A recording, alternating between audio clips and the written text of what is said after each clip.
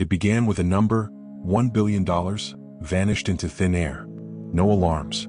No forced entry. No trace. Just gone. On the morning of September 3, 2021, the world awoke to news that sent shockwaves through the financial sector. The Central Reserve Bank of Luxembourg had been robbed of $1 billion, and no one had seen it coming. The CRBL, nestled within the heart of Luxembourg City, was the financial nerve center of a nation renowned for its airtight security, impenetrable banking infrastructure, and reputation as a neutral financial haven. Its vaults, reinforced with titanium alloy and protected by biometric locks and quantum encryption, were considered among the most secure in the world. The bank's director, Anne-Marie Flaubert, was known for her precision and unrelenting commitment to security. A former Interpol cybercrimes analyst, she had been instrumental in upgrading the bank's security protocols in 2019, implementing blockchain auditing systems and AI-enhanced surveillance. She had one mantra: no system is too secure to be tested. At 7:04 a.m., a systems analyst named Victor Hines noticed something unusual.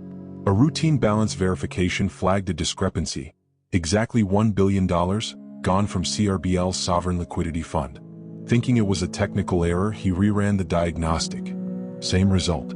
He pulled the audit logs. Everything was clean. No flags. No breach. Within the hour, Flaubert had convened a crisis meeting. The bank's internal cybersecurity team combed through every digital ledger, server log, and network packet. The biometric access records showed no unauthorized entry. No one had physically accessed the vault. But the money was gone.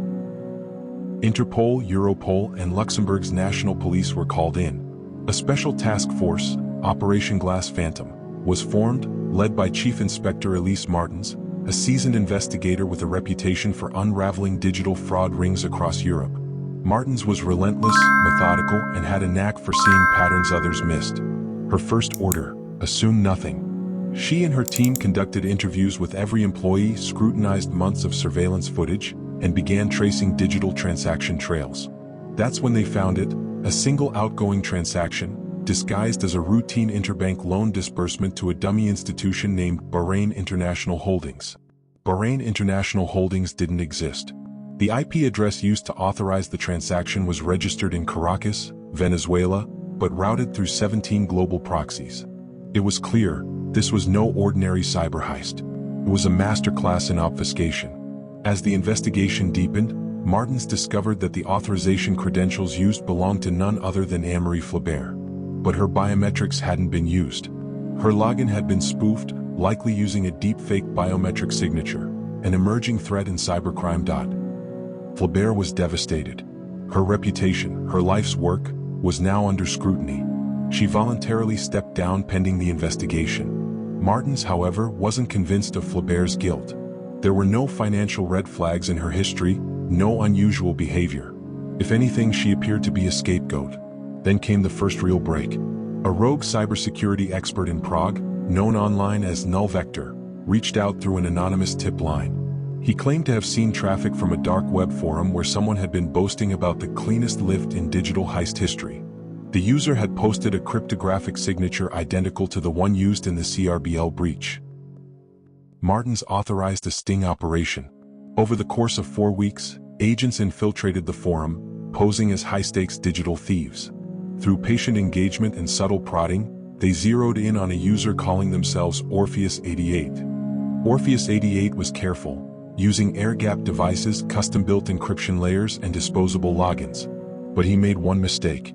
In a back-and-forth chat about zero-day exploits, he referenced a specific vulnerability in the CRBL's quantum firewall, one that had been disclosed in a classified white paper available only to 5 cybersecurity engineers worldwide. One of those 5?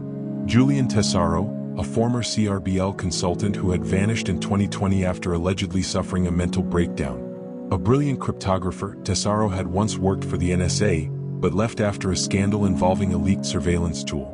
Martens ordered surveillance on known contacts of Tessaro. Eventually, agents traced encrypted communications from a remote chalet in the Swiss Alps. When a drone reconnaissance team picked up thermal signatures and irregular power spikes from the site, Martens greenlit a raid. On November 22nd, a multinational tactical team stormed the chalet. Inside they found Tessaro, alive, heavily bearded, surrounded by screens. And on those screens, real-time blockchain feeds from banks around the world. Tessaro surrendered without a fight. It was never about the money, he said. It was about proving the system could bleed.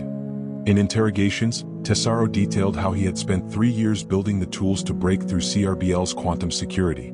He used AI to simulate Flaubert's biometric data, and even designed a timing mechanism that would align with CRBL's routine interbank transfers, making the theft appear as normal traffic. He transferred the $1 billion to a chain of cold wallets, fragmented across decentralized servers worldwide. The money was still unaccounted for. Flaubert was cleared of all wrongdoing and reinstated as director. Her first act? Partnering with international agencies to develop new post-quantum encryption standards. Tessaro was sentenced to 32 years in a high-security cybercrime facility in Norway, where he now works, ironically, on strengthening digital infrastructure. But the story didn't end there. In 2024, a new leak revealed that a portion of the stolen billion, approximately $74 million, had been rerouted to humanitarian efforts in war-torn regions of Africa and the Middle East. The transactions were anonymous, untraceable, and perfectly legal. To this day, the remaining $926 million is unaccounted for. Was Tessaro acting alone? Was there a greater agenda? A cause? Or was it the perfect crime? A message hidden in binary code? We may never know. But one thing is certain, the world's most secure vault wasn't broken into, it was rewritten from within. Thanks for watching, guys. Drop a comment on a true crime story you want to see, and I'll do my best to drop it next time. Please remember to smash that like and subscribe button. It really helps. Thanks and see you guys next time.